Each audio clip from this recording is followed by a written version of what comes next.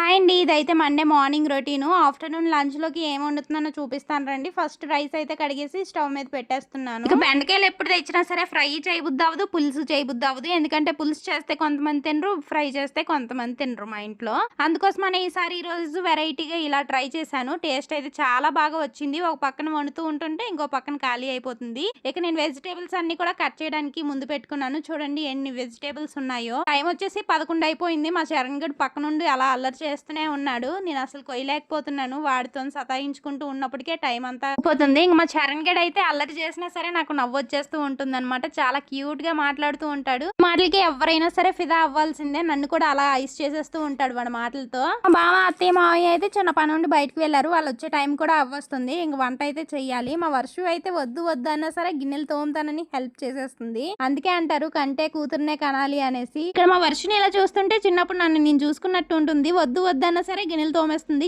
చిన్నప్పుడు మా అమ్మాలేమో పనికి వెళ్ళిపోతూ ఉండేవారు అనమాట. అప్పుడు నేను సెకండ్ క్లాస్ అనుకుంటా. దసరాకి మా అత్త మాయ వాళ్ళే అందరినీ పిలిచారు. పాపం మా అమ్మాలు ఇంకా పనికి వెళ్ళి రాలేదు. మా అత్తాలు కూడా వచ్చేసే టైం అయిపోయింది. పాపం బియ్యం అయినా పెడితే వంట కాస్త పూర్తవుతుంది కదా అనేసి స్టవ్ మీద బియ్యం అయితే కడిగేసి పెట్టేశాను. కానీ అది ఉడికిపోయింది. అన్నం వార్చడం ఎలాగో నాకు తెలియదు. మొత్తానికి ఏదో రకంగా వార్చేసాను కానీ అన్నం అంతా పేస్ట్ అయిపోయింది. పోస్టర్లు అంటించుకోవడానికి అయితే పనికొచ్చేది. హెల్ప్ మాట పక్కన పెడితే వాళ్ళకి డబుల్ పని అయిపోయింది. అంటే ఒకటి కాదు రెండు కాదు ఎన్నెన్నో ఇన్సిడెంట్స్ గుర్తొచ్చినప్పుడు అలా చెప్తానులేండి. వీడియో నచ్చితే ఒక లైక్ చేసి అలాగే మరిన్ని ఇలాంటి వీడియోస్ కోసం మన ఛానల్ లైక్ చేసి ఫాలో అవ్వండి. Thank you.